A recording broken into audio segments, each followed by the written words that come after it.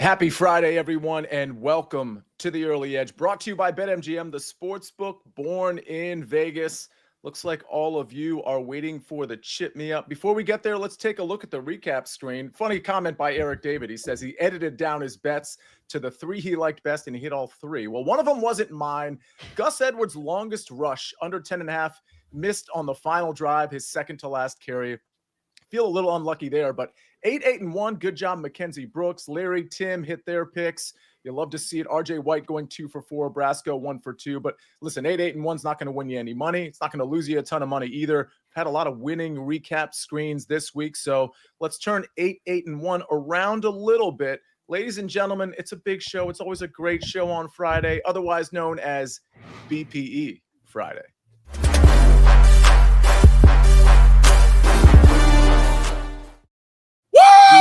Dancing.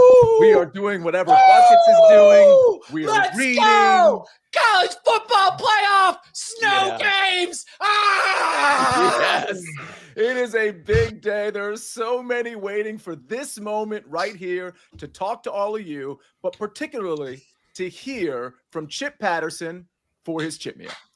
Good morning, Sia. Good morning, Mike. Good morning, Buckets. Good morning, Snake. Good morning, Early Edge fam. Oh, baby, we are locked and loaded. We got the first ever on-campus first-round college football playoff games, and the ways that you can look at this are plentiful. Are we going to have perhaps a fourth quarter pre-flop play? You betcha. Are we also going to be looking at a team that we might even go alt line on because it might be a blowout? Oh, you betcha. And I'm fired up to drop it all for you. Let's go. Oh, man, the You Betcha was fantastic. We're going to have a lot of betting on this show for sure. Buckets, how you doing today? See, I am doing okay. You know that I'm not a controversial person, right? I don't like to call people out in the chat. I don't really like to ruffle feathers, as people your age like to say. But I see people in the chat acting like me going 0-2 is the worst thing that has ever happened in the entirety of their life. People in the chat going, that's my impression of these people complaining in the chat. Come on. It is Friday. We are going to bounce back. Don't you worry about it for a second, because see, I'm just tired of it, man. I mean, the long game. We can't just parse out like 1 or 2 days or even a week and criticize any capper, let alone Buckets. Or a year. Or 3 years even. Who are we to say? I need at least a 10-year sample size. Come on, folks. That's science.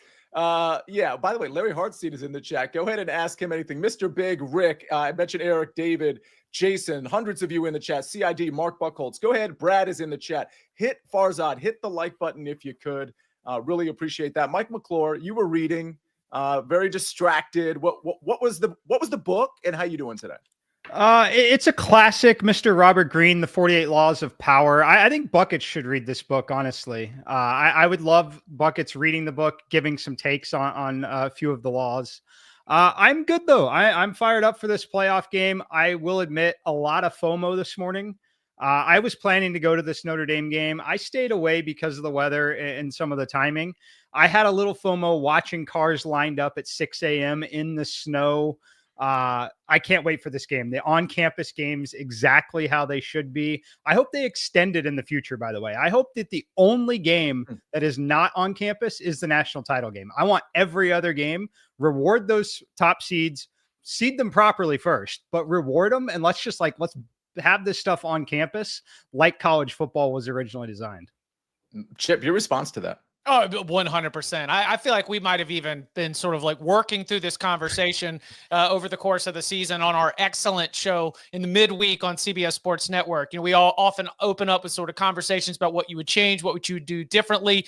And the only thing that I'm hearing in terms of lack of attendance in some of these home settings is even fans thinking about the financial strain of like, oh, and then we're going to go to the Fiesta Bowl. Oh, and then we're going to try to go to the Cotton Bowl. And so for fans who naturally live close to or around these campuses, you actually lessen the financial burden if we create more home games. It is really stressing fans, I know parents get some stipend and some of that travel covered, but still, I think it would be better for the playoff as a whole if we not ask these fans to shell out hundreds upon hundreds of dollars for multiple rounds if you have to make those tough decisions. So 100% with you. Everything on campus till the title game. All right, Chip, we got to get to your first of, I guess, a few picks that you're giving out. I know you got the fourth quarter pre-flop play, but before we do, Jacob Cretor, I think I'm pronouncing that right. He says, I am ready for some winners. I'm on the long road to recovery. I recently had my ACL, MCL, 2 meniscus repairs, and a double bone graft done and need some love. Jacob, I don't know any other way to send love than just get better, well wishes. I know the chat has already given you well wishes. Hopefully some of this love can be in the form of winners. I'm sure that's what you meant. No pressure, Chip, but Jacob needs some winners. Okay. We start with Friday? Yeah.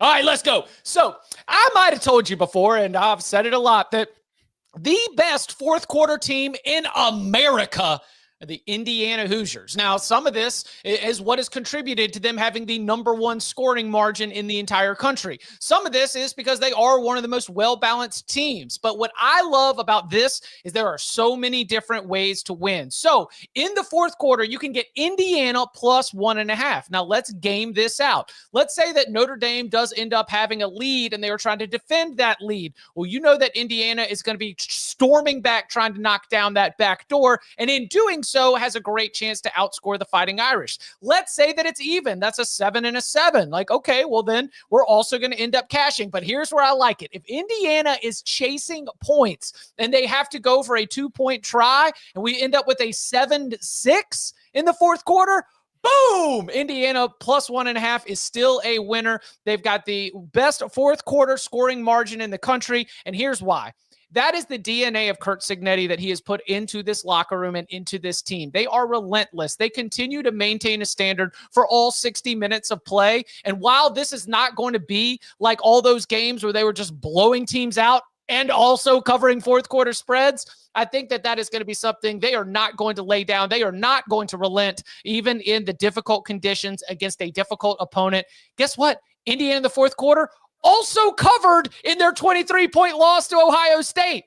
So, I mean, how could I stop now? I'm going out on my sword, boys. Indiana fourth quarter. Let's ride. I love the play, and I love it. Almost felt like you were channeling the president from Independence Day, giving that speech when you said they are not going to lay down. We will not go down into the night. We will not go down without a fight. Yeah.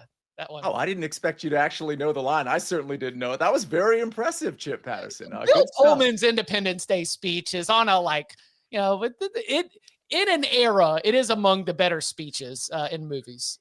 You're not wrong. Rick Funcannon says, M2, do you know why the Notre Dame line dipped to below a touchdown? Well, Mike's actually going to get to that game later on in the show. So Rick and everybody else, hang tight because we'll have more to say on that Indiana Notre Dame game. We move forward. By the way, quotable movies. Like when I think of like a scene, Independence Day, that scene, of course, A Few Good Men, the final scene. If you have a scene that just is in your head that like you're always kind of drawn back to, put it in the chat because really cool, distinguishing movie scenes are a fun thing to talk about. Buckets, people getting on you for just 2 losses. Let's talk about 3 wins potentially. What you got in soccer? I thought you were about to say, well, now let's make it 3 losses because I've got 3 plays for everyone on this beautiful Friday morning, and I'm going with the exact same bet on all 3 of these games. And Sia, let's talk about pop culture references that I know you won't understand. This one's for my nerds out there. If you've been playing Marvel Rivals, then you know that Fenerbahce is exactly like Jeff the Land Shark.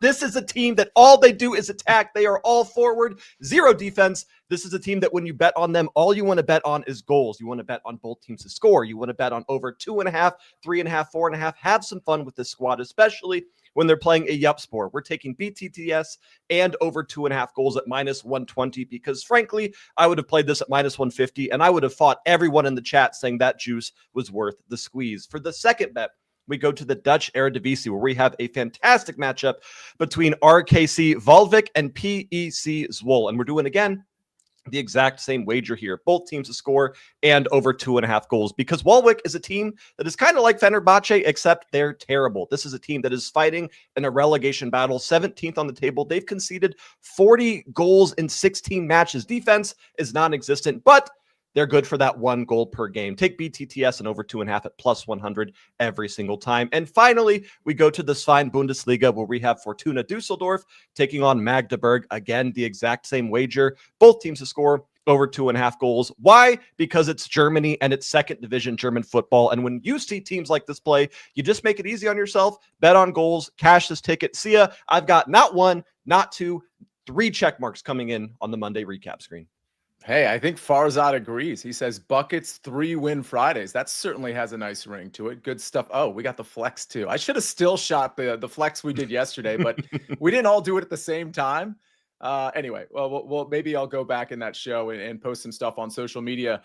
We got more picks to come. Mike, yours is coming up next, but I do have to tell everybody about the BetMGM promo, the 7 days of parlays. BetMGM 7 days of parlays. It continues. Today, BetMGM account holders will receive an NBA same-game parlay boost token, score a bigger payout if your wager with the SGP boost token hits. Definitely going to want to check out all the promos on BetMGM. Certainly a lot these days. All right, we got to get to Mike's pick. We got to get to my pick. 2 more picks coming from Chip Patterson. It's all right after this message from our partners. Sunday, the pressure is on. And when the stakes are high, the elite players shine the brightest. Now that's a CBS Sports Sunday. At halftime of the 425 games, catch a preview of the new series Dexter Original Sin, now streaming on the Paramount Plus with Showtime plan. All right. I'm scrolling through the movies that people are referencing. Of course, we're back here on the Early Edge, brought to you by BetMGM. Forrest Gump, some quotable parts there. Any Given Sunday, of course, the speech at the end. Coach Carter, Gladiator, Anchorman, My Cousin Vinny. Love to see all of these movies that Buckets has never heard of. Mike McClure, we got to go Notre Dame, Indiana. A lot of opinions on this one. There was the question from Rick Funcannon about why this line dipped. I do believe it opened at 7.5. It's now 6.5. Yep. A, can you explain the dip? And B, what's your play? Yeah, I think the dip is just, it's a key number, obviously around 7. It's a lot of points in a playoff game, but you look at the weather conditions that typically leads it to maybe a little lower scoring environment. I like Notre Dame here, though. Giving it away with the sweatshirt today. I like Notre Dame minus 6.5. I project the number at 9, and it really just comes down to some of what we've seen from Indiana in terms of their strength of schedule when they've played tougher teams. They haven't exactly lived up. Now, Notre Dame is a team that they had the awful loss early in the season, but they've really rebounded nicely. And a lot of it, to me, comes down to Riley Leonard. I will be the first to admit, as Chip, we talked about this team a lot over on CBS Sports Network throughout the season when we did our college football previews. And I was pretty low on Riley Leonard early in the season, but I've been really impressed with the way that he has progressed in the game overall. Definitely in the passing game, but also in the running game, which is where I think he's underrated when you need a 2, 3, 4 yard first down to keep the chains moving. So when I look at this spot, the weaknesses for Indiana, they're going to have 2 of them here, really, in my opinion. It's going to be their pass blocking situation and their tackling overall. I don't think that they're going to be able to tackle. If you watched Notre Dame play USC, I think it's going to be a similar situation, and that the running game for Notre Dame is just going to be able to continue to move the sticks and really kind of dominate some time of possession here. So I think it's going to put Curtis Rourke in some of those negative game script situations where they have to throw. And I think that's exactly what they need to avoid, because I think the Notre Dame pass rush is good enough. But for me, it's really about the running game. I think if you watch Notre Dame at all, Jeremiah Love, as long as he stays healthy, is so special. He is difficult to bring down. He actually reminds me a little bit of when we watched Leonard Fournette in college, just the way that he runs and the ability, like how hard he is to bring down at this level. That is going to be the problem for me. So I like Jeremiah Love. I like Jadarian Price, and I like Riley Leonard here. I just think it puts a lot of pressure on Indiana. Big home field advantage here for me. Give me Notre Dame minus 6.5.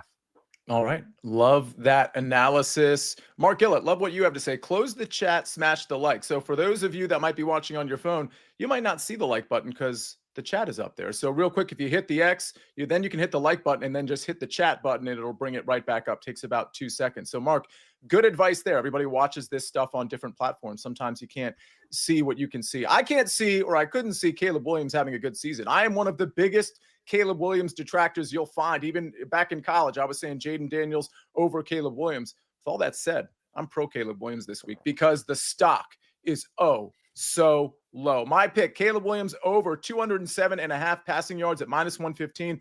Love this number currently at BetMGM. Some places have this up to 214.5. I would still take it there. Wow. This really just comes down to, the game script. They're going to be down well, the line says they're going to lose by 7, 6.5. They should be down in this game like they always are, particularly in first halves where they just don't score any points and they're pretty terrible. You get Caleb Williams in catch-up mode. The thing here, though, is that I don't know that he's going to be in as much of catch-up mode here because this Detroit defense, now without Aleem McNeil, obviously we know all their other injuries. Carlton Davis, now without him, I think they're going to be able to move the ball a little bit through the ground. So I'm going to keep an eye on the DeAndre Swift line.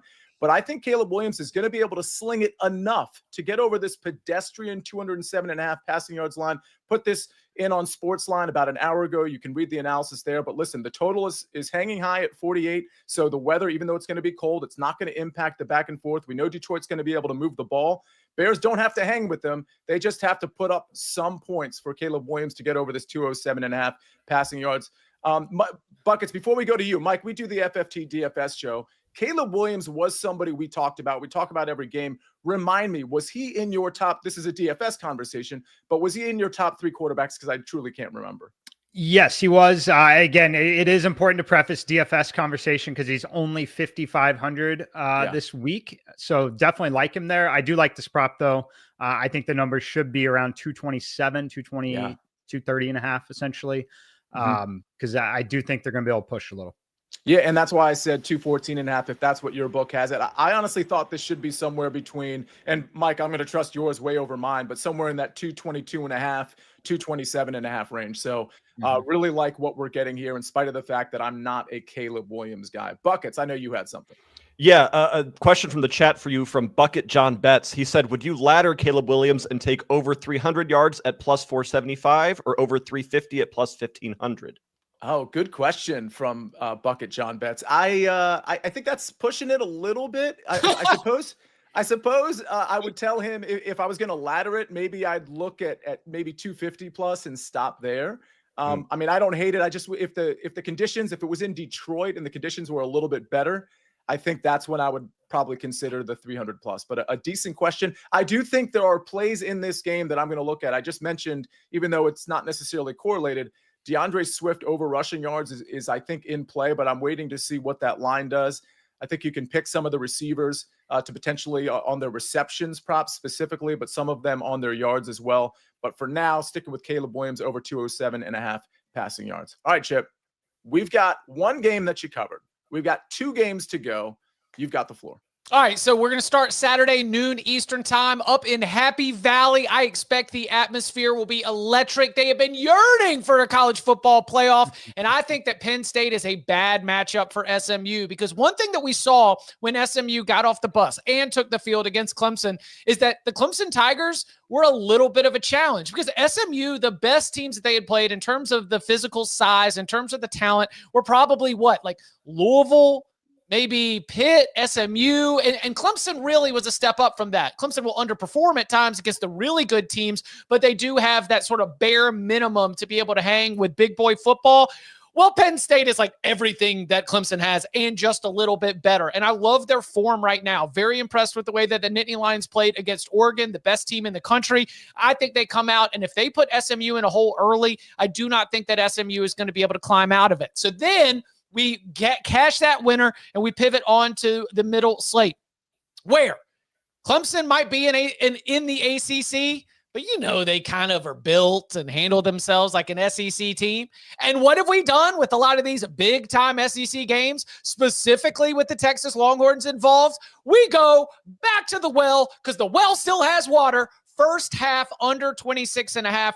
Texas's inability to be able to just light up the scoreboard, especially early in games, has been one of the reasons why they get stuck in a lot of close games against the best teams that they play. They're not very good in the red zone, and all those missed points, all those missed opportunities end up really catching up with them. Clemson, on the other hand, more than happy to be able to punt from plus territory, attempt field goals. Dabo is very risk averse in big games. That's why we call him BGD, Big Game Dabo, and be very careful when you say that.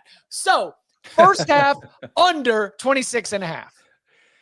Yeah, there's some screen names, Chip, that are in here sometimes. The one I'm thinking of right now is not in here right now, that I can't even read the screen name because I'm afraid I'm going to mess it up and then something else is going to come out that sounds super unprofessional.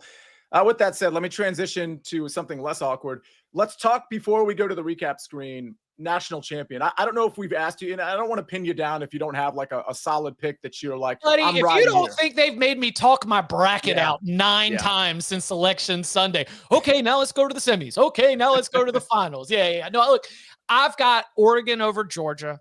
Okay.